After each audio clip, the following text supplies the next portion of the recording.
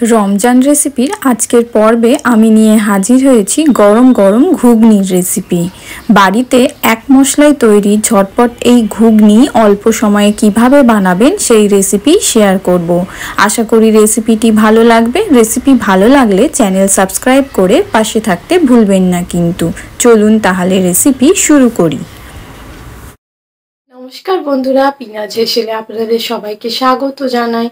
আমার চ্যানেলের ভিডিওগুলি ভালো লাগলে আমার চ্যানেলটি কিন্তু অবশ্যই সাবস্ক্রাইব করবেন।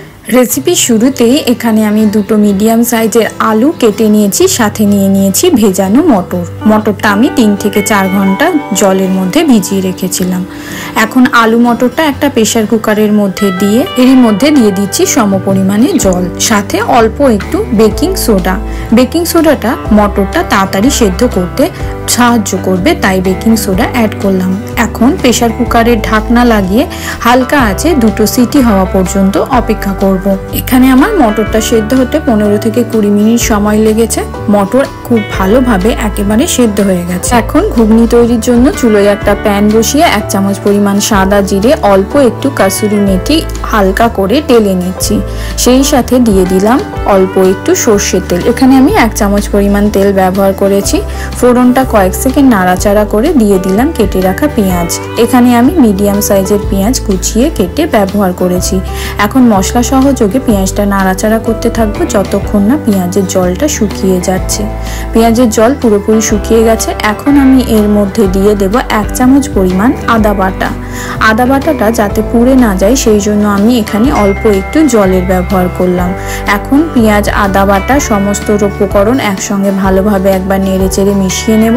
সেই সাথে এখনই দিয়ে দেব কেটে রাখা টমেটো। এখানে আমি একটা মিডিয়াম সাইজের টমেটো কেটে কুচিয়ে ব্যবহার করেছি।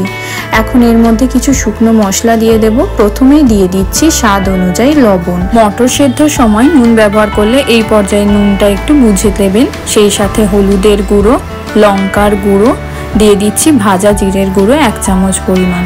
এখন অল্প একটু জল দিয়ে দিচ্ছি যাতে মশলাটা না পুড়ে যায়। এখন মশলাটা সহযোগে পেঁয়াজ ও আদাটা খুব ভালোভাবে নেড়েচেড়ে কষিয়ে নিচ্ছি যতক্ষণ না পর্যন্ত মশলা থেকে তেল ছাড়ছে। 4 থেকে 5 মিনিট মশলাটা কষিয়ে নিলেই দেখবেন মশলা থেকে কিন্তু তেল ছাড়া শুরু হয়ে গেছে। সেই সাথে টমেটোটাও একেবারে নরম হয়ে মিশে গেছে।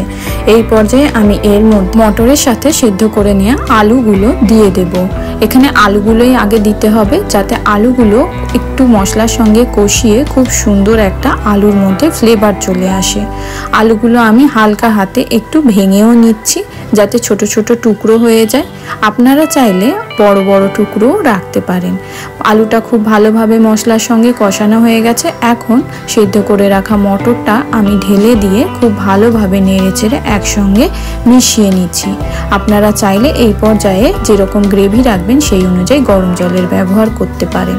আমি এখানে একটু গ্রেভিওয়ালা ঘুগনি করব, তাই অল্প গরম জল মিশিয়ে খুব ভালোভাবে নেড়েচেড়ে 5 মিনিটের জন্য ফুটিয়ে নেব যাতে মটরের মধ্যে সমস্ত মশলার ফ্লেভার ঢুকে যায়।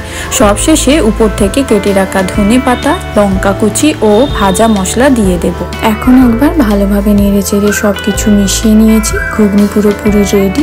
এখন একটা পাত্রের মধ্যে পরিবেশন করে নেব। ঘুগনির উপর থেকে অল্প একটু শসা পেঁয়াজ কুচি দিয়ে দিলাম। আশা করি রেসিপি ভালো লেগেছে। রেসিপি ভালো লাগলে চ্যানেল সাবস্ক্রাইব করে লাইক, কমেন্ট, শেয়ার করে জানাতে ভুলবেন না কিন্তু।